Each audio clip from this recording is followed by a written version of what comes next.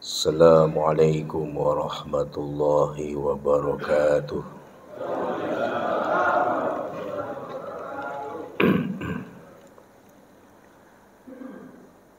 Alhamdulillahilladzi khalaqal mauta wal hayata liyabluwakum ayyukum ahsanu amala wa huwal azizul ghafur. Asyhadu an la ilaha illallah wahdahu la syarikalah, lahul mulku wa lahul hamdu wa huwa ala kulli syai'in qadir. Wa asyhadu anna Muhammadur Rasulullah walladzina ma'ahu asyidda'u 'alal kuffar ruhama'u bainahum tarahum ruk'an sujada yabtagu fadlan minallahi wa ridwana simahum fi wujuhihim min atharis sujud. Allahumma salli wa sallim ala hadzal nabiyil karim sayyidina Muhammadin wa ala alihi wa sahbihi ajma'in. Subhanaka la ilma lana illa ma 'allamtana innaka antal alimul hakim. La haula wa la quwwata illa billahil aliyyil azim.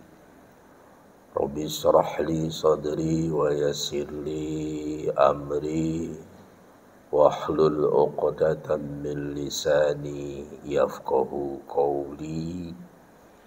Ya arhamar rahimin, amma ba'du. Segenap pengurus takmir masjid Aliansi Subuh dan seluruh jamaah sholat subuh Masjid Al-Muttaqin, mudah-mudahan selalu sehat walafiat,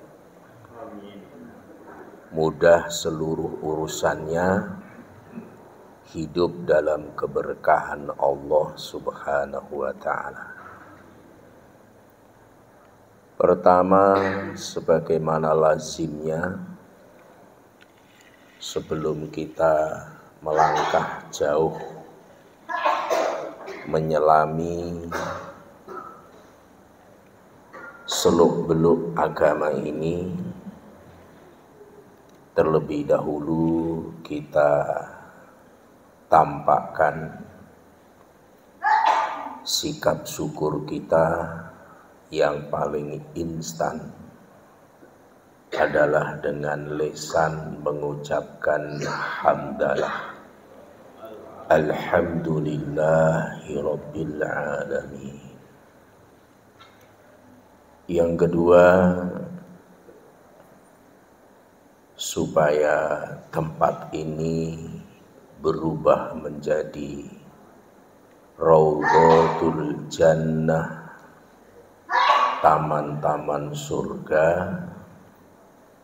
maka kita alasi, kita pasang syaratnya, dan syaratnya adalah ada sholawat kepada Rasulullah Sallallahu Alaihi Wasallam. Allahumma sholli ala Sayyidina Muhammad wa ala ali Sayyidina Muhammad. Cukup sekian ceramahnya.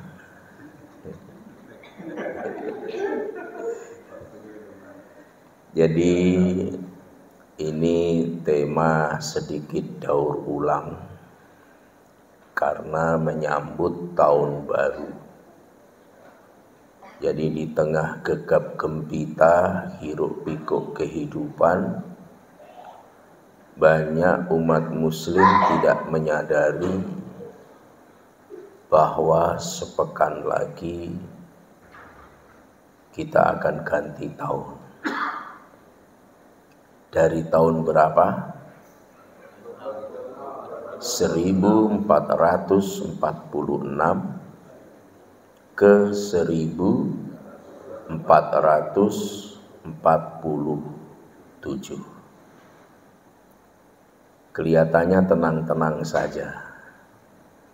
Jadi tidak segegap gempita, semeriah kalau pergantian tahun Masehi. Biasanya kalau pergantian tahun Masehi, jagung sudah disiapkan, balon sudah beredar, panitia sudah dibentuk. Padahal itu bukan milik kita secara khusus, tapi kitalah yang merayakan itu. Justru yang milik kita adem-adem saja.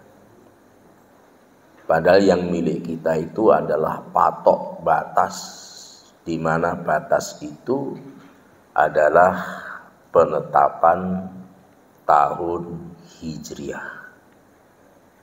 Sesuatu yang pasti dalam hidup ini, bahwa patok tanda hari kelahiran kita itu semakin jauh kita tinggalkan. Hari tanggal kelahiran kita semakin jauh ditinggalkan. Dan yang pasti patok tanda hari tanggal di mana kita akan berakhir dalam hidup ini semakin dekat. Kira-kira kalau dari titik kita sekarang menuju ke tanggal kematian dengan menuju ke tanggal kelahiran itu lebih dekat kemana? Kayaknya lebih dekat ke tanggal. Jadi ini yang harus selalu disadari, dihayati dalam hidup, sehingga perputaran waktu dari detik ke menit, menit ke jam, jam ke hari, hari ke pekan, pekan ke bulan, bulan ke tahun, itu hidup kita jalani dengan penuh kesadaran bahwa kita adalah hamba Allah Subhanahu wa ta'ala. Jadi kesadaran akan hamba Allah itu penting. Meskipun kita dibungkus dengan uniform berwarna-warni, dibungkus dengan uniform warna hijau, warna biru, warna coklat, warna orange, tapi isinya adalah hamba Allah Subhanahu wa ta'ala.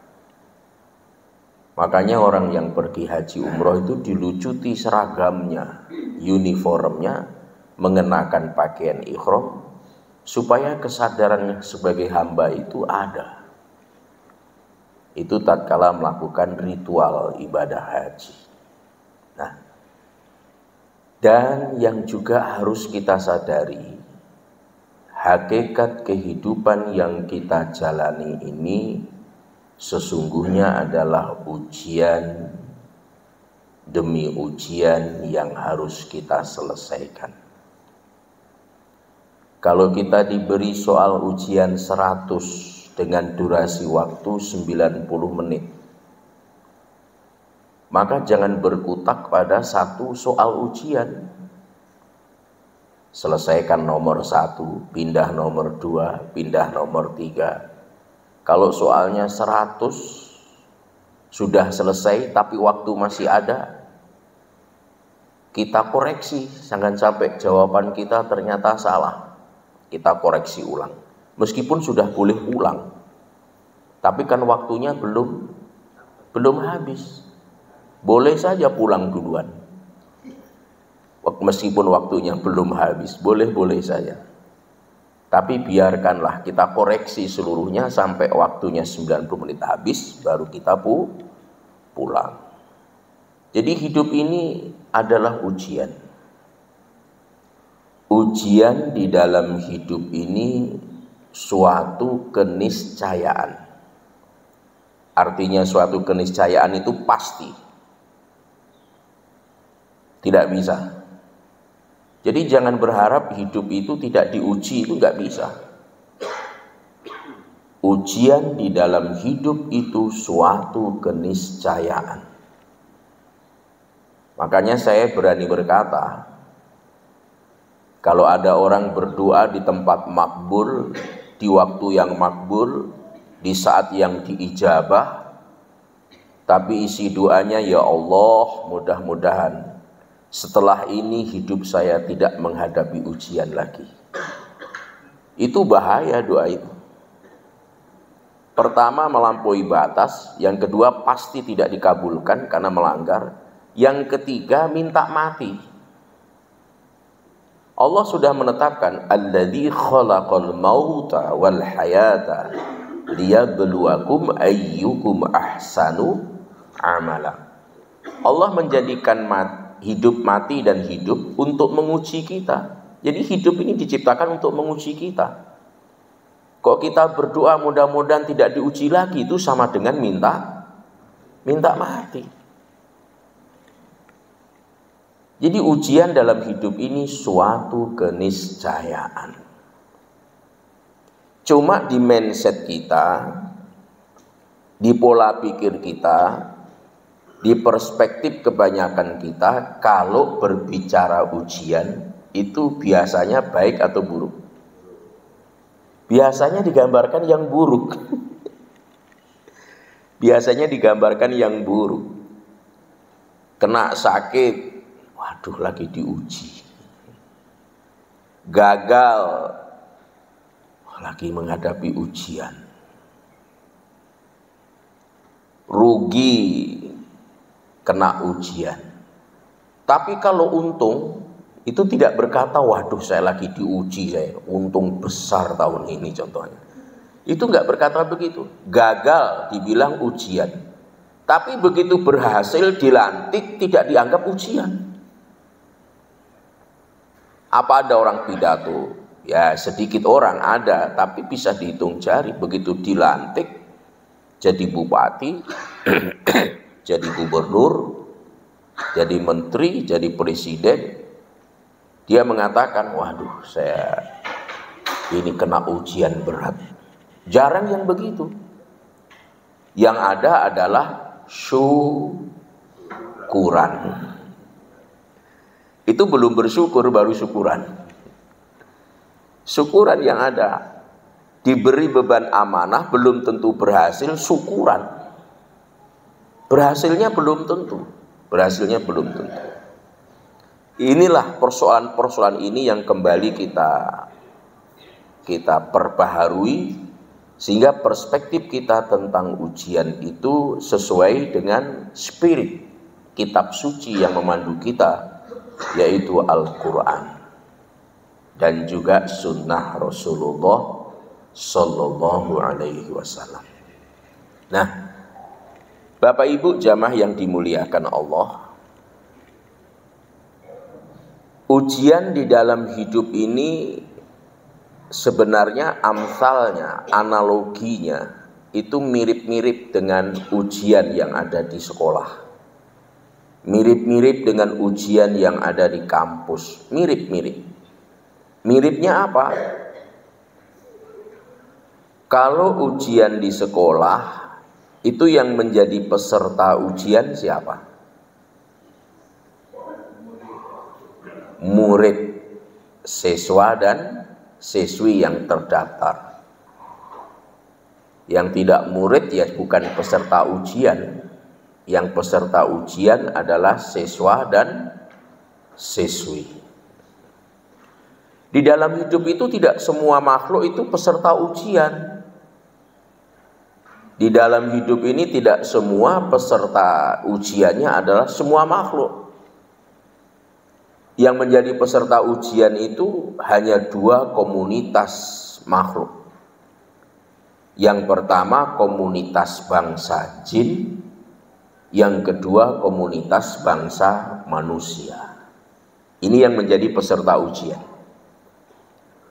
Selain itu bukan peserta ujian. Tumbuh-tumbuhan peserta ujian atau bukan? Binatang bukan peserta ujian. Malaikat, kalaupun toh malaikat itu sholat, karena pernah kejadian begitu Jibril itu bercermin karena diciptakan dalam bentuk yang begitu luar biasa, langsung sholat. Sekali sholat 1000 tahun. Lamanya satu rokatnya 500 tahun. Tetapi selesai sholat diberitahu, wahai Jibril, sholatmu itu tidak ada apa-apanya dengan sholatnya umat akhir zaman. Sholatmu khusyuk, penuh dengan penghayatan, penuh dengan kesadaran. Tapi ada umat akhir zaman, sholatnya itu nggak cukup 5 menit. Apalagi kalau kilat 2,5 menit. Belum lagi kilat khusus. Ini sudah kilat khusus 1,5 menit, ingatannya kemana-mana. Begitu dia takbir itu pikirannya kemana-mana. Tapi sholatnya mereka itu lebih aku sukai daripada sholatmu itu. Protes malaikat Jibril, kenapa bisa begitu ya Allah? Ini sholat 1000 tahun lamanya. Engkau sholat bukan atas perintahku. Mereka sholat itu karena atas perintah yang aku titahkan kepada mereka. Jadi kita ini bersyukur. Kenapa? Malaikat itu bukan peserta ujian. Bukan peserta ujian. Yang peserta ujian itu hanya dua komunitas makhluk ini. Bangsa jin, bangsa manusia. Makanya kalau di taklim ini yang hadir lebih banyak bangsa jin, ya dimaklumi yang mereka peserta ujian. Ada juga bangsa jin yang hadir, cuma saya nggak terlihat oleh kita. Dan mereka lebih khusyuk daripada kita. Dan konsumsinya lebih hebat daripada kita. Mohon maaf bangsa jin. Kalau jin-jin yang soleh itu diajak berkelakar tuh kan nggak ganggu. Yang jadi masalah yang fasik itu yang jadi masalah. Ngaku-ngaku sembarangan masuk ke tubuhnya orang, membuat entrik-entrik. Bagi orang yang mengerti ya tidak mungkin orang yang sudah meninggal itu masuk dalam tubuh, meskipun dia menceritakan dengan cerita yang persis. Malah kadang-kadang tanpa sadar menggelincirkan kita dibungkus dengan ritual agama. Saya mau keluar kalau saya si anak ini harus puasa Senin Kemis dan menyembelih seekor kambing menghadap ke arah rumahnya. Nah, itu sudah mulai bermasalah. Puasa Senin Kemisnya bagus, tapi kita puasa Senin Kemis bukan karena dia, karena Allah Subhanahu wa Ta'ala. Kok ada yang dibungkus kok potong kambing menghadap arah rumahnya? Arah rumahnya menghadap ke arah utara. Sementara kalau menyembelih harus menghadap ke arah kiblat. Bukan barat, kiblat.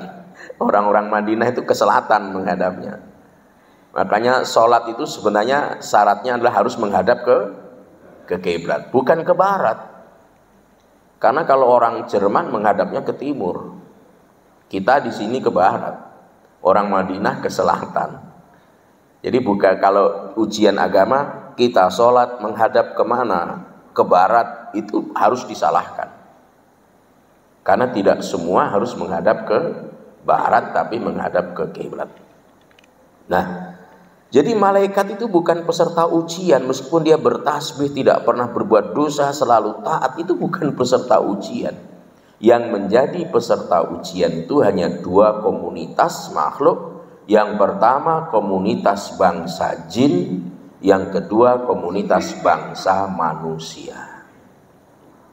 Makanya ayatnya mengatakan wa ma khalaqtul jinna wal ins illa liya'budun. Tidak diciptakan bangsa jin, bangsa manusia kecuali diuji. Ujiannya sama.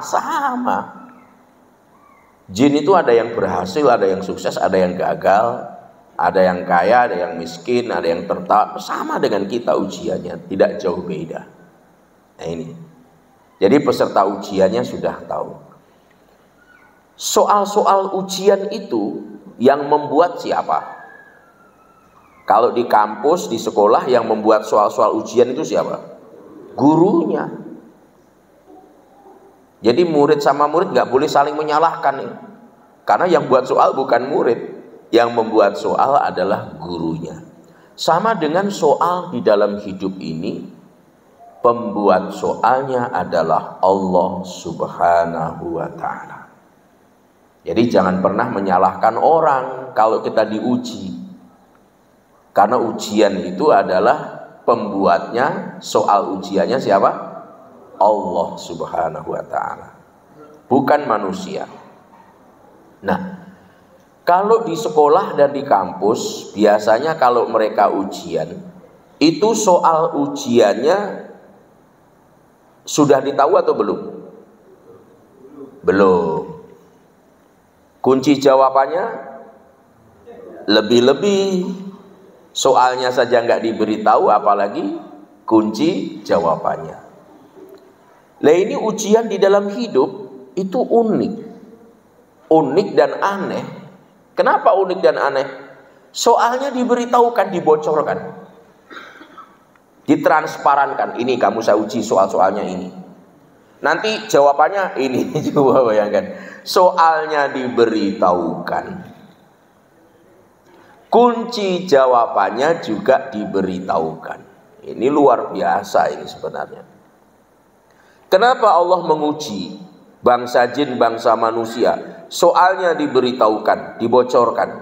Kunci jawabannya juga diberitahukan. Karena itu menunjukkan kerohimannya Allah Subhanahu wa Ta'ala. Karena Allah tidak menginginkan satu orang pun peserta ujian yang tidak lulus. Allah ingin semuanya lulus. Ingin semuanya lulus. Tidak ada satupun yang dikehendaki tidak lulus. Meskipun faktanya, meskipun realitasnya sudah ditahu juga, banyak yang lulus atau yang tidak lulus. Ayo, banyak yang lulus atau yang tidak lulus? Banyak yang tidak lulus. Jangan menyalahkan Allah. Soalnya sudah diberitahukan. Kunci jawaban juga diberitahukan. Karena Allah itu Rahman dan Rahim. Rahman Rahimnya Allah itu jangan dideskripsikan dengan gambaran Allah itu marah, murka. Kalau Allah menimpakan sesuatu musibah kepada kita itu karena wujud kemarahannya. Jangan digambarkan begitu. Allah itu tetap Rahman dan Rahim, Maha Pengasih dan Maha Penyayang. Makanya di tempat ini kita pernah ngaji, judulnya musibah dilihat dalam kacamata teologi, ilmu ketuhanan. Kan pernah kita kajian di sini tentang itu. Jadi tidak pernah Allah itu menghendaki keburukan untuk kita. Yang diinginkan adalah kebaikan. Sampai menguji pun soal ujiannya diberitahukan, kunci jawabannya juga diberitahukan. Karena Allah tidak ingin satu orang pun yang tidak lulus. Allah ingin semuanya lulus. Meskipun realita hasil akhirnya banyak yang tidak lulus. Kira-kira kalau ada peristiwa ujian, murid sedang ujian, soal ujian diberitahukan, kunci jawaban juga dibocorkan, penjelasan jawaban juga diberitahukan secara gamblang, transparan. Tapi ternyata murid itu jawabannya dari nomor 1 sampai nomor 100 salah semua. Itu namanya murid apa? Itu namanya murid apa namanya? Ini bagaimana ini? Apa? Beling-beling. Itu istilahnya Ustadz Dasat, beling-beling. Jadi Bapak Ibu sekalian, ini yang terjadi. Makanya manusia itu dengan berbagai bentuk kata yang berbeda, itu dalam perspektif Quran. Manusia dengan bahasa Al-Insan, manusia dengan bahasa An-Nas, manusia dengan bahasa Al-Bashar dalam perspektif Quran, itu konotasinya negatif semua. Nggak ada yang positif. Al-Insan selalu suka lupa. Kenapa dilupain? Yang membuat lupa itu siapa? Sehingga kita diuji dengan kelupaannya, sehingga kita nggak dapat daging. Contohnya begitu. Wah, dilupa ini kayaknya ini. Jangan disalahkan panitia. Kayaknya ujian bagi saya. Saya muazin kok, kenapa ini bisa dilupa? Itu jangan disalahkan. Yang buat soal itu, Allah ingin mengangkat derajat kita dengan itu. Makanya positive thinking itu penting. Positive thinking itu penting. Jangan pernah negative thinking, apalagi kepada Allah Subhanahu wa taala. Karena kadang-kadang modal terakhir kita dalam hidup nanti adalah prasangka baik kita kepada Allah. Mau modal amal nggak cukup, mau modal dosa bertumpuk. Modal skill, profesionalitas di bidang tertentu nggak memadai. Hanya husnuzon kita kepada Allah Subhanahu wa taala. Karena banyak hal Allah itu dalam banyak hal mengikuti sakwa sangka daripada hamba itu. Nah, jadi soal ujian diberitahukan, kunci jawaban diberitahukan, harapannya semua peserta ujian adalah lulus semua.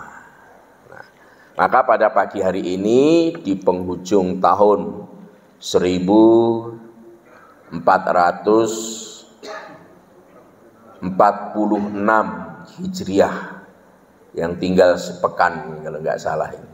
Tinggal sepekan ini kita kembali mapping, kita petakan soal-soal ujian yang Allah siapkan, supaya harapan kita nanti di tahun 1447 soal itu kita jawab dengan lulus semuanya, benar semuanya.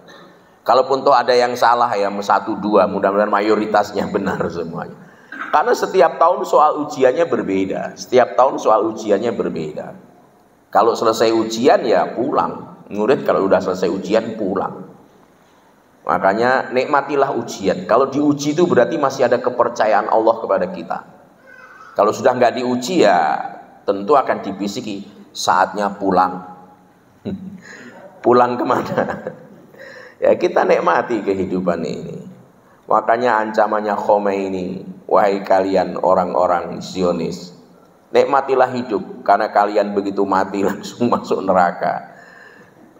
Jangan menghendaki peperangan berkepanjangan, karena kami akan memberikan sesuatu yang luar biasa. Pidatonya itu, jadi pidatonya itu sangat menggetarkan dan di luar dugaan juga. Kebanyakan ekspektasi daripada pakar politik dunia. Biarlah kegaduhan itu itu ujian semuanya kita saksikan.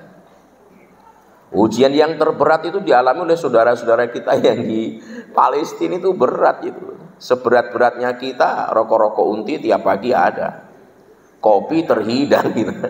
Di sana setengah mati, setengah mati. Jadi mendengar keluhannya mereka ketika kita ketemu itu luar biasa. Ketika kita dimintai kontribusi ya tidak sebanyak, karena kita bukan korporat, bukan institusi, bukan lembaga, bukan yang berwenang, ya sekedar kita bisa mampu lakukan. Bapak Ibu jamaah yang dimuliakan Allah, soal ujian yang pertama, ini soal ujian ini sifatnya umum, hampir semua manusia dapat, hampir semua manusia dapat. Karena nanti ada ujian yang sifatnya umum, ini soal-soal ujian yang sifatnya umum. Ada soal ujian yang sifatnya itu psikologi. Ada yang sifatnya itu psikologi kejiwaan. Dijengkelkan, dikecewakan, dibuat marah. Itu ujian juga itu ternyata itu.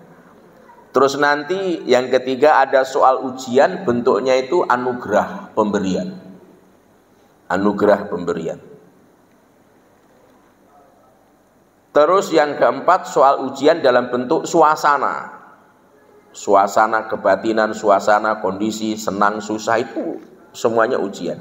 Yang terakhir adalah ujian spesialis. Nah, ini yang spesialis ini tidak semuanya dapat, tidak semua manusia dapat, tapi yang mereka berada di posisi mengambil spesialis. Nah, itu soal ujiannya. Mari kita petakan bersama. Yang pertama, soal ujian yang sifatnya ini global. Soal ujian yang sifatnya umum, yang sudah sering kita fahami dan sering kita dengar ayatnya. Quran surah Al-Baqarah ayat 155, Allah mengumumkan, walanabluwannakum bisyai'im minal khawfi wal ju'i wa naqsim minal amwal wal anfusi wath thamarati wa basyiris sabirin. Ikut jawabannya. Dan sungguh kami akan uji kamu. Ujiannya dalam bentuk apa? Dengan sedikit ketakutan. Kira-kira manusia bangsa jin itu punya rasa takut nggak? Punya. Sehebat-hebatnya orang pasti punya rasa takut. Awalnya Zionis itu pede aja, enggak, sekarang ketakutan mereka. Ketakutan itu ujian, soal ujian. Ketakutan. Sedikit kekurangan harta, ketakutan, kelaparan. Al-khawf wal ju', rasa lapar. Terus yang ketiga, amwal, kekurangan harta.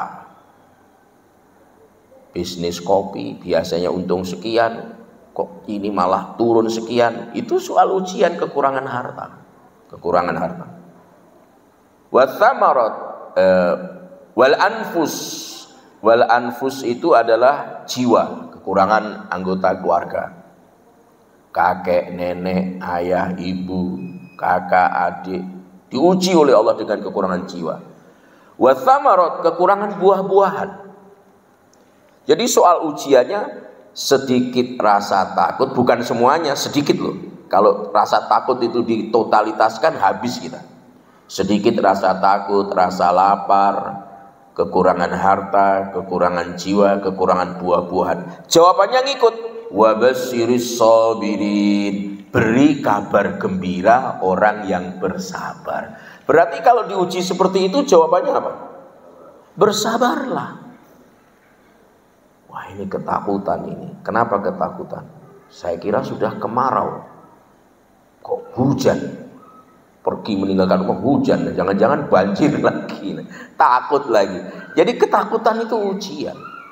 Ada orang gagah perkasa, selalu fitness, badannya kekar.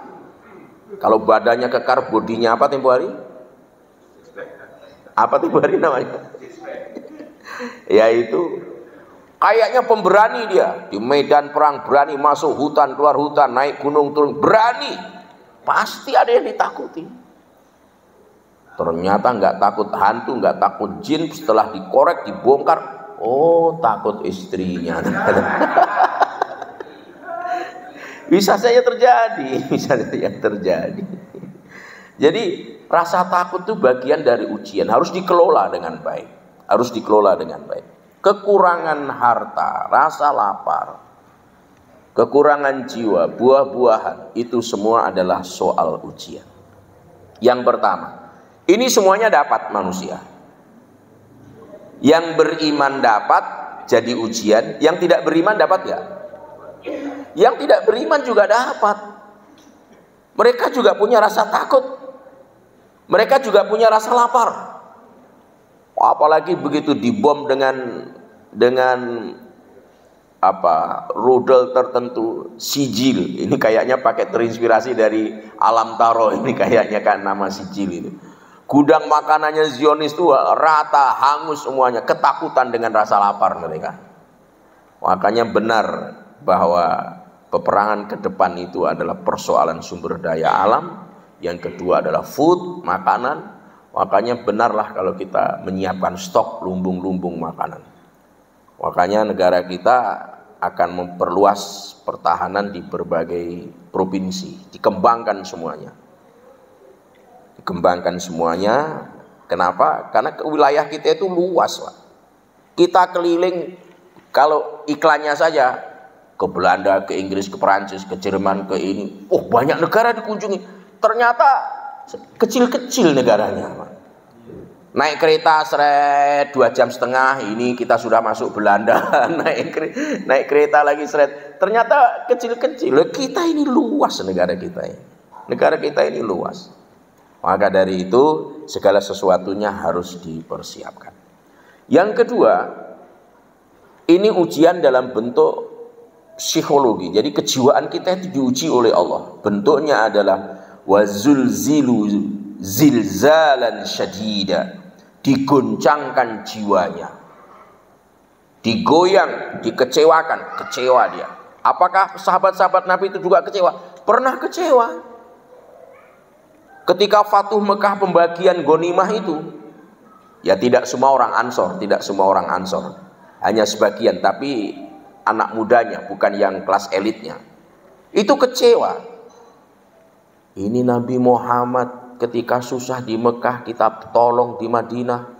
Begitu menang, orang-orang Mekah dikasih harta rampasan yang banyak. 1 lembah onta, sekian ribu domba dikasihkan semuanya. Kita orang Madinah nggak dapat apa-apa. Kecewa. Pernah terjadi kekecewaan itu di kawasan Ji'ranah itu waktu itu. Akhirnya didengar oleh Nabi, dikumpulkan orang-orang Ansor. Padahal tidak semuanya, hanya segelintir orang aja yang kecewa. Tapi Nabi harus memberikan penjelasan.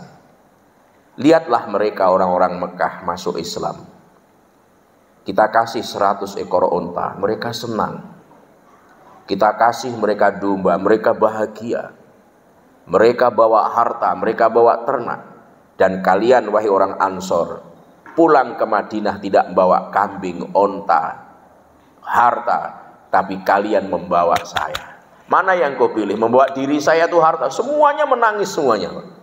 Baru menyadari ternyata membawa Rasulullah ke Madinah itu jauh lebih baik daripada harta sebanyak apapun. Itu kisahnya itu sangat mengharukan sekali. Jadi jiwa kita itu kadang diuji, digoncangkan dengan kekecewaan, kemarahan. Tapi ya harus jalan aja. Jalan saja. Kadang-kadang kita melakukan pekerjaan di luar kemampuan, di luar batas wewenang kita, tugas kita. Tetap kita lakukan. Tapi ternyata yang diapresiasi, yang dipuji, yang diterima kasih bukan kita. Enggak masalah. Masalah apa tidak?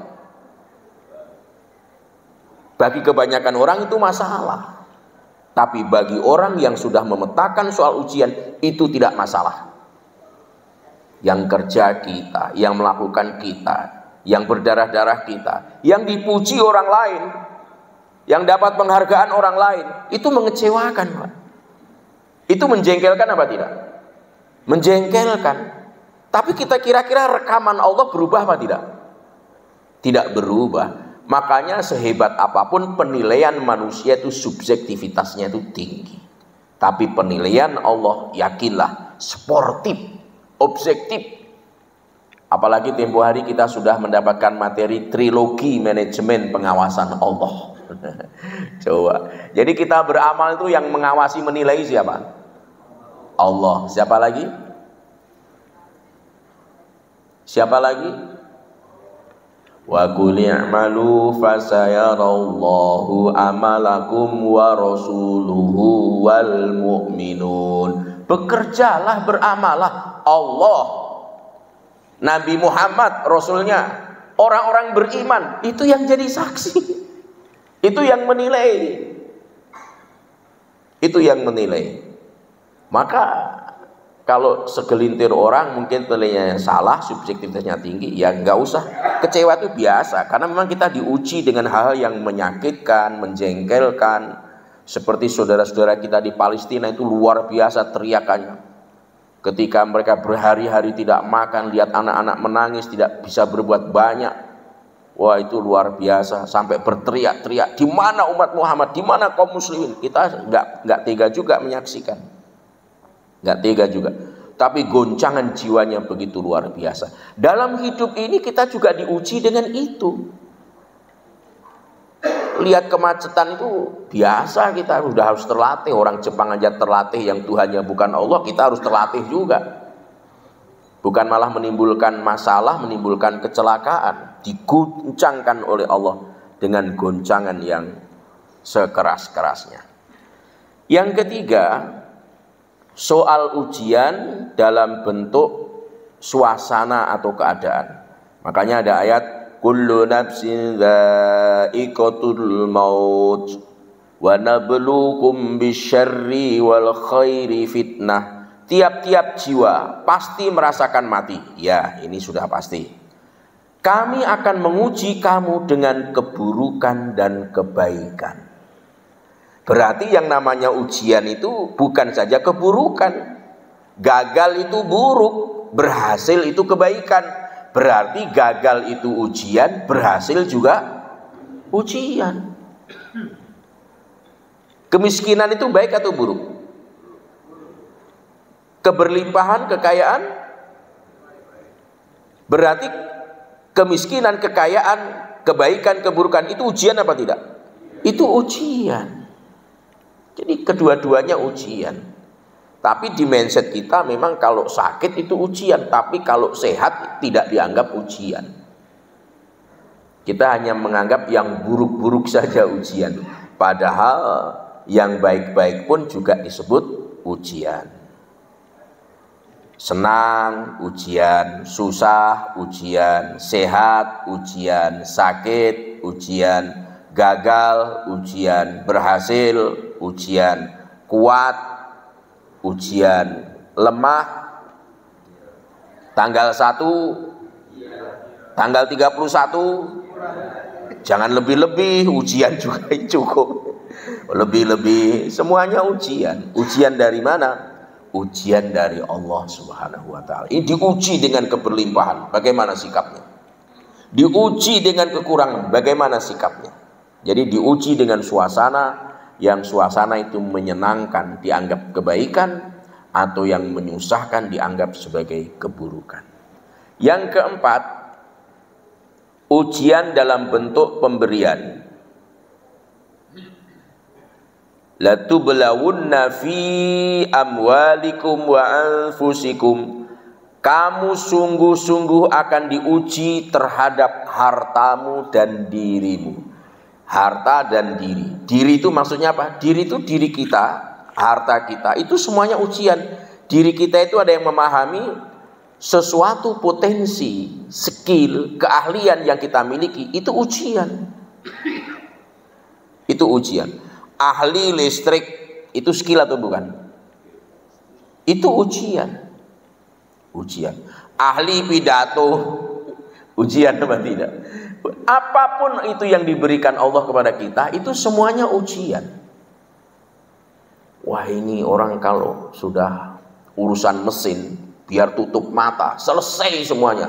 Ahli di bidang mesin, itu juga ujian. Jadi skill, profesionalitas tertentu yang kita miliki atau dimiliki seseorang, itu adalah ujian. Seperti kemarin, nah ini luar biasa ini.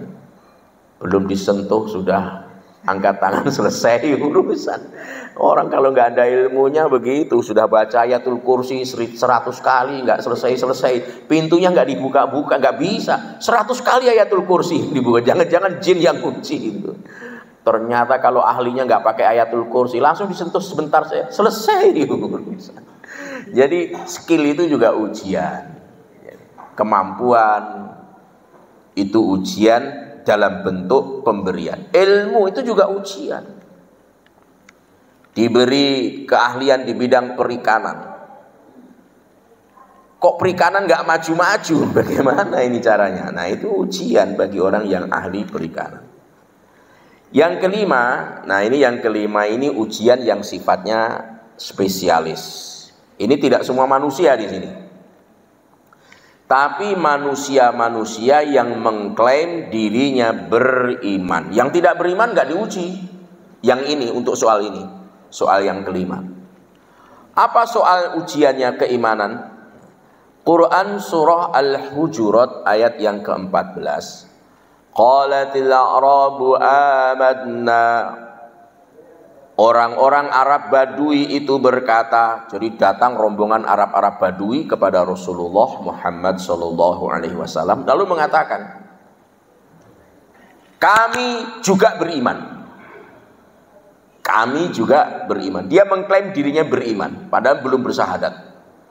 Kami juga beriman. Qul, Allah perintahkan kepada kekasihnya Nabi Muhammad SAW, katakan kepada mereka, lam tu'minu, kamu belum beriman. Orang sudah mengklaim mengatakan beriman, tapi dikatakan belum beriman. Walakin qulu aslamna, karena kamu katakanlah kamu baru berislam, kamu baru berserah diri. Walamma yadkhulul imanu fi qulubikum, karena iman belum masuk ke dalam hati. Inilah makanya pentingnya ungkapan pilihan mengenal baru percaya. Percaya itu beriman, atau percaya beriman baru mengenal. Yang benar yang mana? Mengenal baru percaya, atau percaya dulu, pokoknya beriman baru mengenal. Nah, idealnya adalah mengenal baru percaya. Kenapa mengenal baru percaya? Karena kita akan menyerahkan seluruh hidup kita, aktivitas kita, mati kita, harus kita kenal. Menyerahkan kunci rumah saja kepada orang yang tidak dikenal itu bahaya. Ada orang lewat dipanggil, Pak sini Pak, titip kunci saya mau 10 hari pergi keluar kota. Orangnya nggak dikenal, pokoknya saya percaya saja. Begitu pulang habis barang-barang berharga. Itu namanya apa? Percaya baru mengenal. Tapi mengenal dulu, oh ini jamaah Masjid Al-Muttaqin. Nur kesolehannya nampak di wajahnya. Namanya Pak Umar. Contohnya.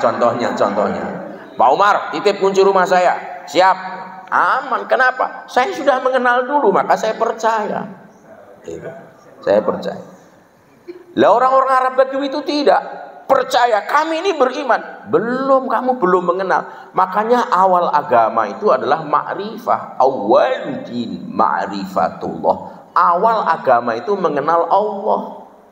Makanya 13 tahun dakwahnya Nabi itu memperkenalkan Allah di Mekah. Belum menyuruh sholat, zakat, puasa itu nanti belakangan. Mengenal Allah dulu. Karena ada ungkapan tak kenal tak sayang. Dari mana datangnya lintah? Dari sawah turun ke kali. Dari mana datangnya cinta? Oh, ahli kalau begini. Kalau begini ahli ini. Makanya matanya kemana-mana. Bapak Ibu jamaah yang dimuliakan Allah Subhanahu Wa Taala. Jadi orang Arab Badui ini datang mengklaim dirinya beriman.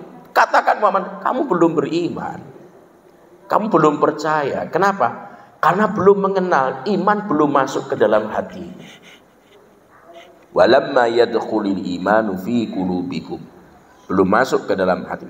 Nanti wa in tuti'ullaha wa rasulahu la yaltikum min a'malikum syai'a, dan jika kamu taat kepada Allah dan Rasulnya, dia tiada mengurangi sedikitpun amalanmu.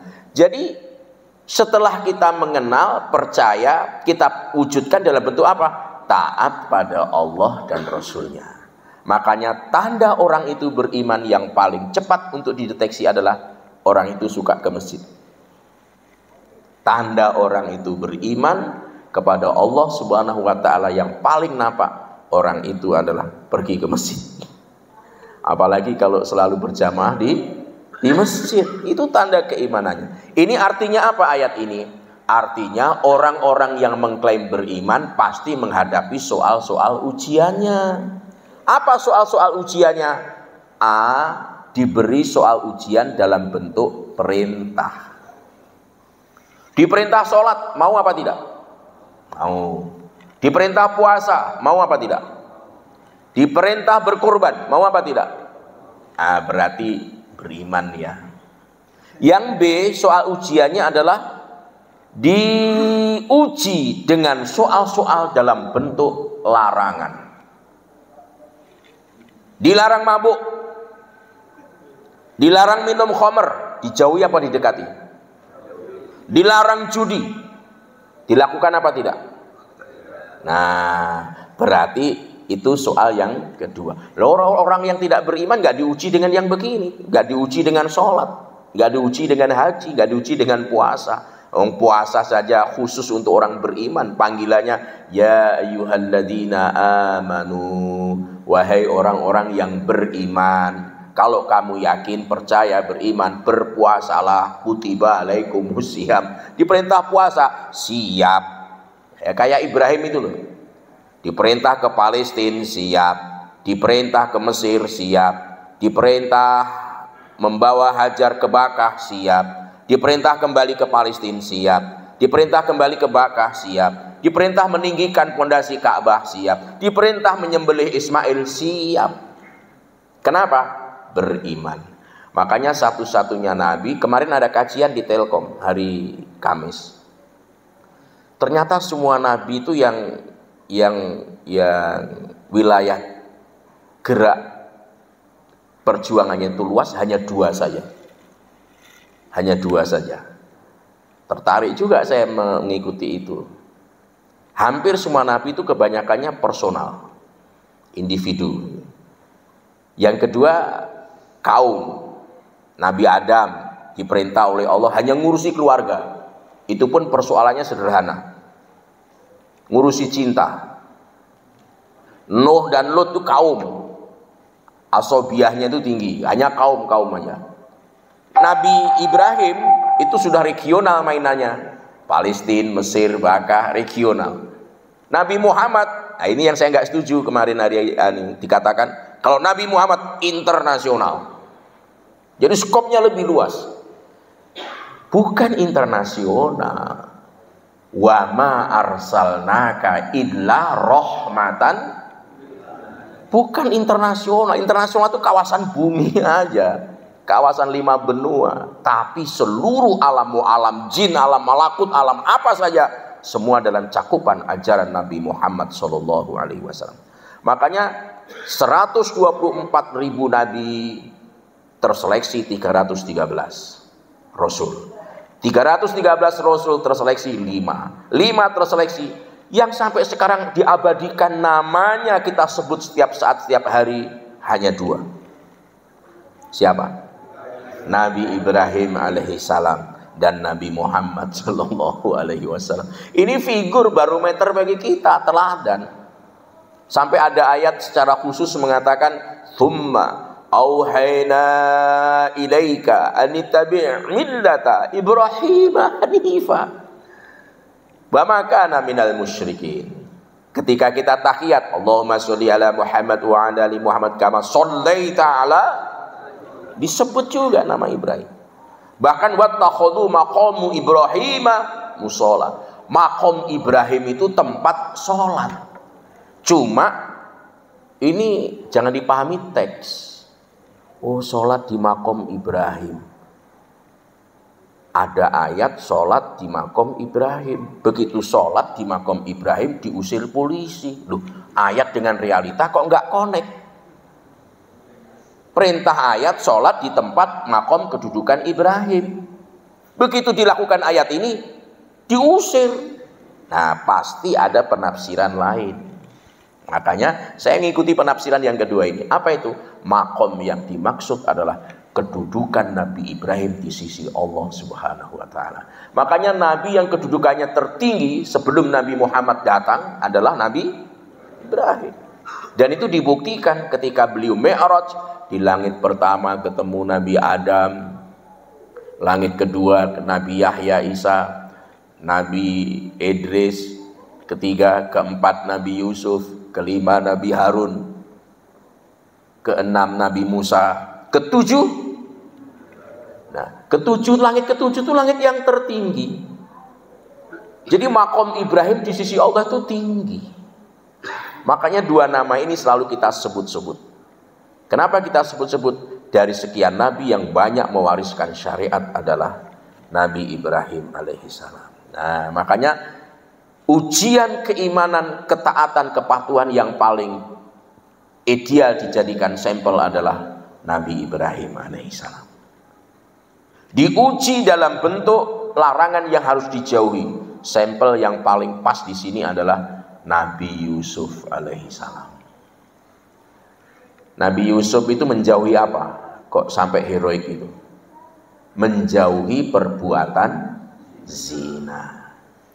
Dirayu wanita cantik, istri bangsawan, lari. Kita nggak dirayu malah merayu. tidak dirayu malah merayu kita. Dia menjauhi Zulaikha, kita mencari-cari Zulaikha. Jadi contoh yang paling ideal. Yang ketiga, C, ujian keimanan itu adalah menghadapi rintangan untuk taat. Yang D, menghadapi rintangan untuk menjauhi larangan Allah. Semua ada rintangannya. Kita mau ke masjid ini ada rintangannya enggak? Itu juga ujian. Itu juga ujian. Jadi inilah soal-soal ujian yang diinformasikan oleh Al-Quran. Dan Allah memberikan kunci jawabannya. Kita bacakan saja. 1, sabar. Itu kunci jawaban ya. 2, syukur. Itu kunci jawaban. 3, istirja. Istirja itu mengembalikan kepada Allah. Bentuk kalimatnya inna lillahi wa inna ilaihi rajiun. Itu jawaban soal ujian. Yang keempat, taubat dan mengambil pelajaran. Itu jawabannya. Yang kelima, bertasbih memuji Allah dengan memohon ampun. Fasabbih bihamdi rabbika wastaghfir innahu kana tawwaba. Itu kunci-kunci jawaban menghadapi soal-soal ujian hidup. Alhamdulillah soal ujian sudah diberitahu, kunci jawaban diberitahu, rekamannya juga ada. Nanti kalau kurang luas bahasanya bisa kita petakan ulang. Oh, ini ternyata kunci jawabannya, sehingga semua yang hadir ini insya Allah lulus semuanya. Jangan buru-buru pulang, selesaikan dulu soal ujiannya. Kalau sudah selesai, jangan buru-buru pulang. Kalau bisa, koreksi dulu, siapa tahu nomor 1, 2, 3 salah, kita perbaiki. Karena kalau sudah pulang itu kemana? Kalau sudah pulang tidak ada kesempatan memperbaiki lagi. Semoga Allah memberkahi kita semuanya. Lebih kurang mohon dimaafkan. Ada yang bertanya? Saya hitung sampai 10. 1, 10. Demikian wallahu waliyul muttaqin. Assalamualaikum warahmatullahi wabarakatuh.